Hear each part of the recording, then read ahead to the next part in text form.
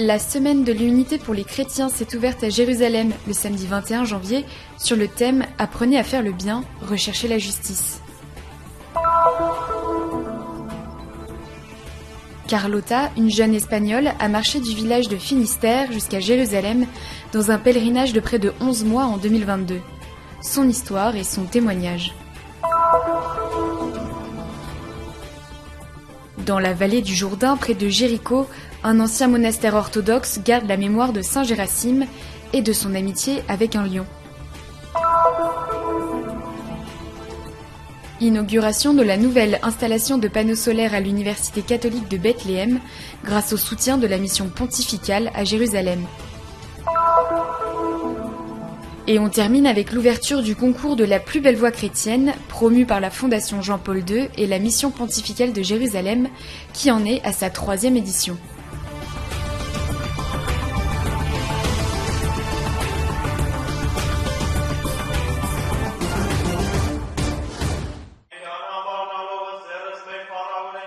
De l'obscurité à la lumière, comme des flammes passant de main en main. La semaine de prière pour l'unité des chrétiens est célébrée à Jérusalem sur le thème « Apprends à faire le bien, cherche la justice », tiré du livre du prophète Isaïe.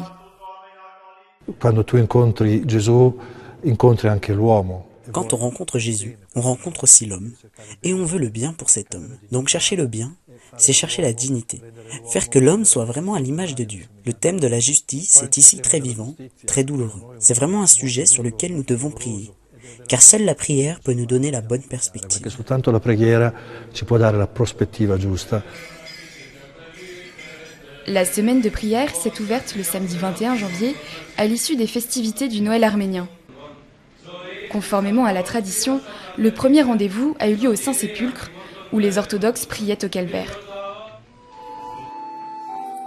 En cette première partie de la semaine de prière, les responsables d'église, le clergé et les fidèles des différentes traditions chrétiennes se sont réunis dans différentes églises.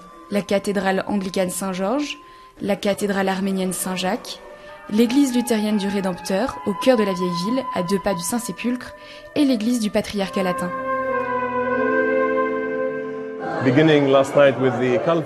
Commencer par le calvaire est le rappel constant de la croix, et qui, de sa puissance dans nos vies de chrétiens, nous rappelle, cette semaine en particulier, les choses qui nous unissent, à savoir l'amour du Christ, qui nous conduit à une unité plus profonde, à une compréhension plus profonde, et aussi à dépasser les divisions.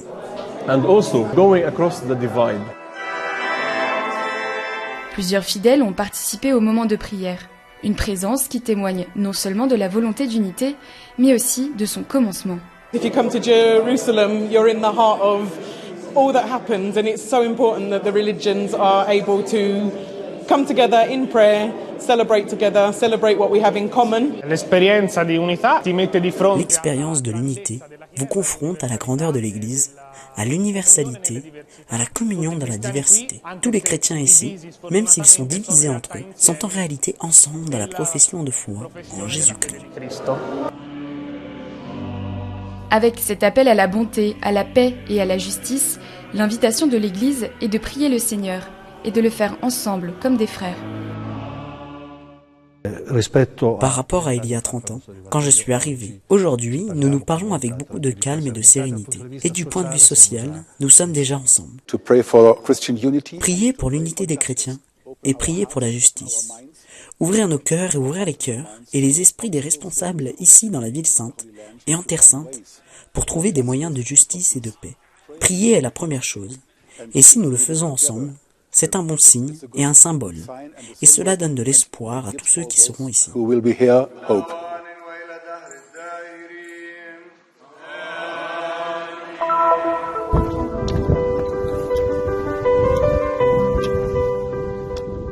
J'ai quitté le Finistère le 2 janvier 2022 et je suis arrivée à Jérusalem à la fin du mois de novembre. C'était la meilleure expérience de ma vie. À l'âge de 30 ans, Carlota a quitté son emploi et s'est mise en route, comme les pèlerins d'autrefois. J'ai décidé de faire ça parce que j'ai ressenti de manière très forte et très claire que c'était ce que Dieu avait mis dans mon cœur. Et je me suis dit, allez, on y va. Carlota est partie de Finistère, un village du nord-ouest de l'Espagne, autrefois considéré comme le point extrême du monde, le bout de la Terre. Pour moi, c'est un voyage de la fin vers le début, de la fin de la Terre à l'endroit où, pour moi, tout a commencé. Carlota a parcouru plus de 6000 km. Chaque jour, elle a mangé et dormi grâce à l'hospitalité de ceux qu'elle a rencontrés sur son chemin. Plus de 300 familles qui lui ont ouvert les portes de leur maison. Beaucoup d'autres l'ont soutenue et suivie sur les réseaux sociaux où Carlota publiait régulièrement des nouvelles de son pèlerinage. Ce pèlerinage m'a donné comme cadeau le fait de connaître la générosité des gens. Je pense que si nous laissons chaque jour entre les mains de Dieu, nous pouvons découvrir ce qu'est la providence. Et j'ai eu cette chance de très bien connaître cette providence. Carlota a traversé l'Espagne, la France, l'Italie, les pays des Balkans, la Grèce, Chypre, jusqu'à arriver en Terre Sainte de manière inattendue. J'ai fait une interview sur une radio espagnole et j'ai dit « J'adorerais partir en bateau ». Un Israélien m'a envoyé un message en disant « J'ai un bateau en Israël et je peux venir te chercher ». Acre, Nazareth, puis Cana et la mer de Galilée, avant le retour à Bethléem et à Jérusalem. Un voyage religieux et humain pour suivre le désir que Dieu a placé dans son cœur.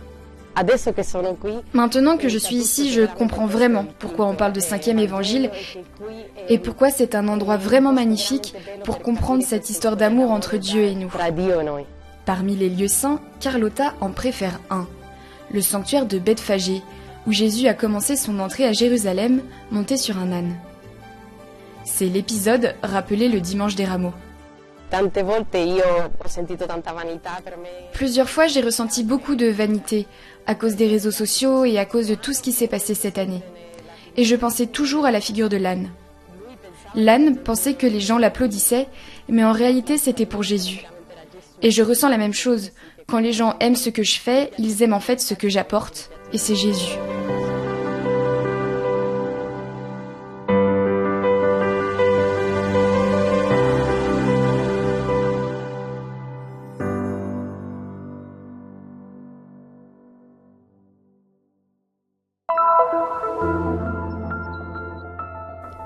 Depuis le ciel, il ressemble à une oasis de paix et de verdure au milieu du désert. Ce sont les 2 lions de pierre qui se dressent à l'entrée qui fournissent les premiers indices de l'histoire miraculeuse de l'un de ces vieux monastères du désert de la vallée du Jourdain.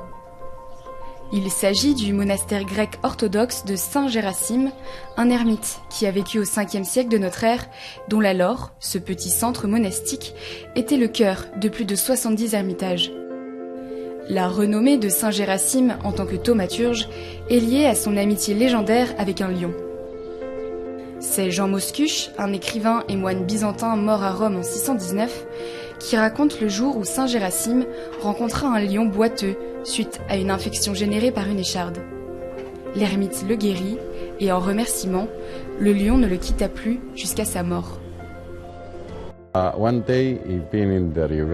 Le jour où Saint Gérasime est mort, le lion était à la rivière avec les autres animaux pour s'abreuver. Un moine qui vivait là lui dit « Viens, je vais te montrer le tombeau ». Lorsque le lion l'a vu et a réalisé que Saint Gérasime était mort, il a poussé un énorme rugissement avant de mourir sur place.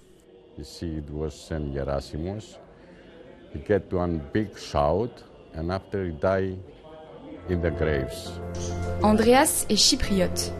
Il a connu le monastère il y a 20 ans. Il était venu y prier pour sa femme atteinte d'un cancer. Cela fait désormais plus de 13 ans qu'il y travaille plusieurs mois par an. Il vit dans une petite maison près du monastère qui abrite également une ferme. Saint Gérasime aimait les animaux et c'est pourquoi nous avons tant d'animaux ici, presque une centaine. Des ânes, des chèvres, des chevaux, des paons, des poulets, mais aussi un coq qui se tient à l'entrée, photographié par les pèlerins amusés.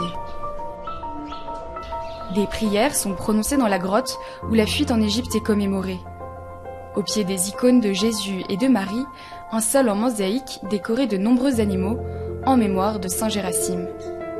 L'église supérieure est le lieu de dévotion du saint ermite, comme en témoignent les ex-voto accrochés autour de son icône.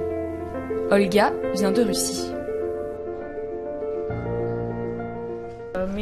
Je prie pour la paix en Ukraine et pour la santé de mes proches. Nous sommes en Terre Sainte et de nombreux miracles se produisent ici. Les jours de fête orthodoxe, les moines offrent des rafraîchissements aux pèlerins qui arrivent des rives du Jourdain, à 2 km de là. Le groupe de Dana vient d'Ukraine et sa première intention de prière est également pour la fin de la guerre qui ravage son pays.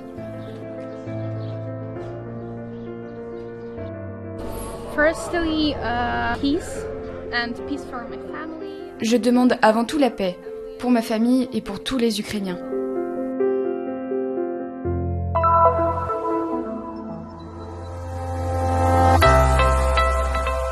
Premier début pour la centrale solaire de l'Université de Bethléem, achevée grâce au financement de la mission pontificale de Jérusalem.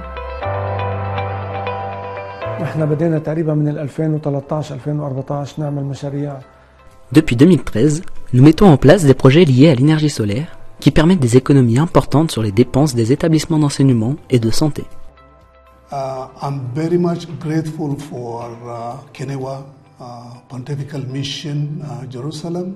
Je suis très reconnaissant à la mission pontificale à Jérusalem de soutenir ce projet. Nous avons installé 240 panneaux solaires sur le campus de l'université d'une capacité de 125 kW. Cela nous permet d'économiser environ 20% de la facture d'électricité, ce qui représente entre 33 000 et 35 000 $ par an. Solar panels would help us get like $33,000 to $35,000 every year.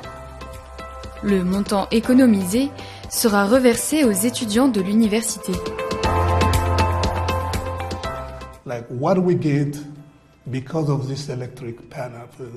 Grâce à ce projet, nous serons en mesure d'offrir 10 bourses aux étudiants chaque année. 10 scholarships for students perpetually. 2 ans après la pandémie de coronavirus, qui a eu un impact particulièrement négatif sur la ville de Bethléem et le secteur du tourisme, de nombreux étudiants ont du mal à payer leurs frais de scolarité. Ces circonstances ont rendu le projet d'énergie solaire de l'université de Bethléem encore plus important.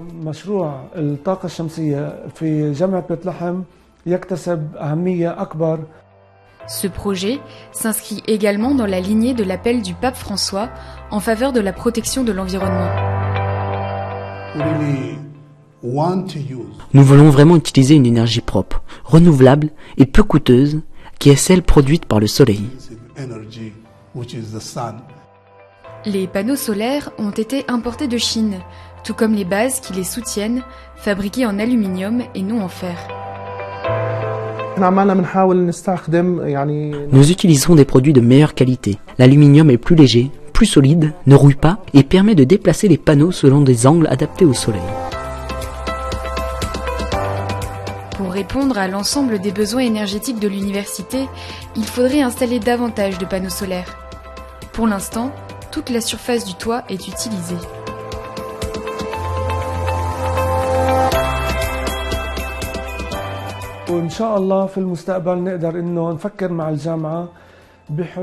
Avec la grâce de Dieu, il s'agira de trouver des solutions et de l'espace supplémentaire pour répondre à tous les besoins énergétiques de l'université.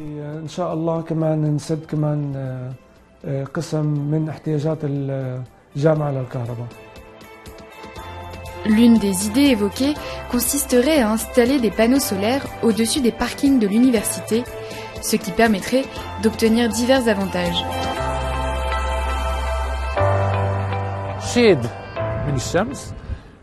Cela fonctionnerait comme un parapluie, en protégeant des rayons du soleil et de l'eau de pluie, tout en produisant de l'énergie solaire.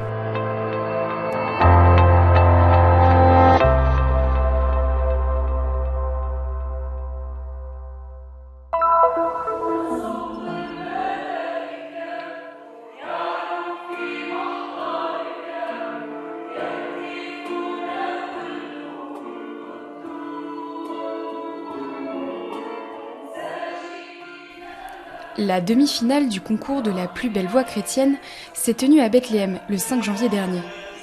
L'événement, qui en est à sa 3e édition, est promu par la Fondation Jean-Paul II et la mission pontificale de Jérusalem et est ouvert aux étudiants des écoles chrétiennes de Jérusalem et de Bethléem.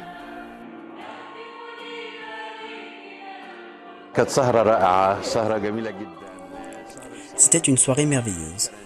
Une vraie belle soirée de prière et de chant, à tel point que tous les participants ont pu dire « Nous avons ressenti de l'amour ». Nous avons ressenti une paix intérieure. Tout le monde a ressenti cette joie lorsque nous avons chanté pour le Seigneur Jésus, et c'est le but du concours. Au début, lorsque j'ai décidé de participer à ce concours, j'avais peur et j'étais nerveuse. Mais lorsque j'ai rencontré les concurrents et que j'ai vu l'ambiance, j'ai été remplie de joie, notamment en chantant pour le Christ. Je suis très heureuse de le chanter.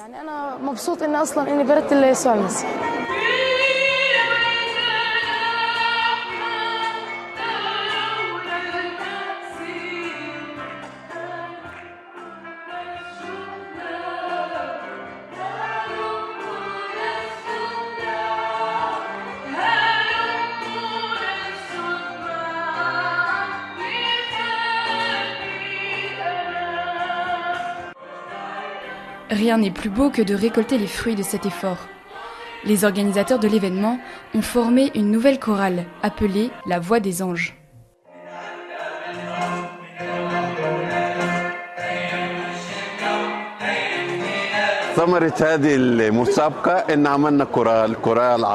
Le fruit de ce concours est la formation d'un grand chœur, le chœur La Voix des Anges, qui ira chanter en Italie et en transmettra à tous les Italiens la joie vécue dans la ville de Bethléem.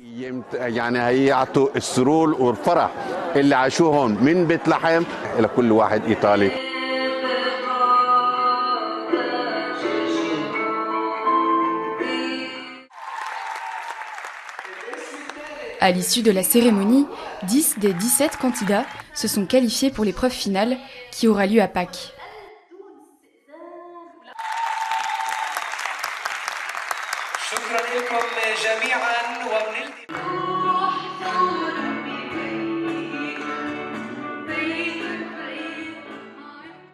Un tel concours est possible grâce au soutien de la mission pontificale de Jérusalem, dans le cadre de ses programmes de protection et de soutien de la présence chrétienne en Terre Sainte.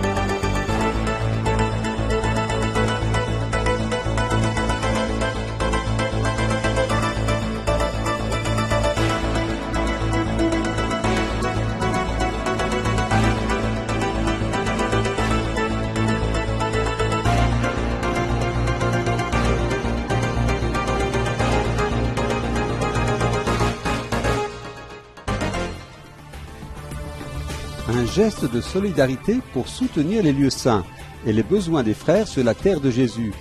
Nous collaborons à la mission de la custodie de Terre Sainte. Nos comptes se trouvent dans le QR code, le code QR.